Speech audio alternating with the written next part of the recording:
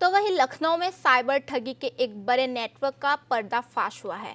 गुरुवार को Lucknow cyber cell और साइबर थाना की संयुक्त टीम ने एक निजी बैंक के डिप्टी ब्रांच मैनेजर उत्तम विश्वास समेत 3 लोगों को गिरफ्तार किया है। गिरोह फर्जी कंपनियां और करेंट अकाउंट्स के जरिए देश भर के साइबर अपराधियों से ठगी की रकम कमीशन पर मंगवाता था।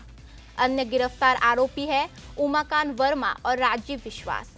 डीसीपी क्राइम कमलेश दीक्षित ने बताया कि डिप्टी ब्रांच मैनेजर उत्तम विश्वास अपनी पद का दुरुपयोग कर फर्जी फॉर्म के नाम पर करेंट अकाउंट खोलता था। उसके साथी उमाकांत वर्मा और राजीव विश्वास साइबर ठगों से संपर्क ठगी की रकम इन खातों में ट्रांसफर करवाता था। गिरोह कमीशन के रूप में रकम का हिस्सा अपने पास रखता था। जांच में 10 फर्जी फॉर्म के नाम पर खोले गए अकाउंट्स का पता चला है।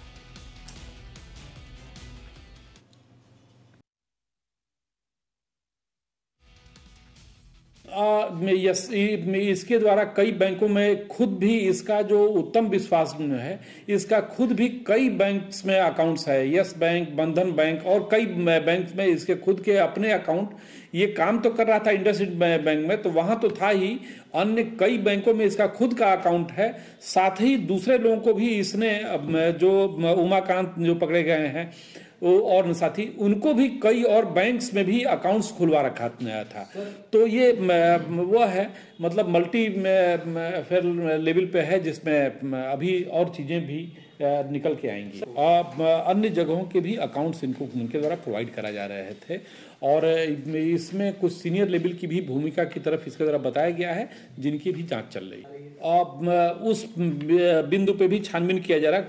कोटक महिंद्रा बैंक से भी अभी इसने इसके द्वारा पैसा निकाल करके, और जो साइबर फ्रॉड से आया था इसके अकाउंट में उमाकांत के, और उससे जमीन खरीदा गया, गोल्ड खरीदा गया, घर के और तमाम सामान, मोबाइल खरीदा गया।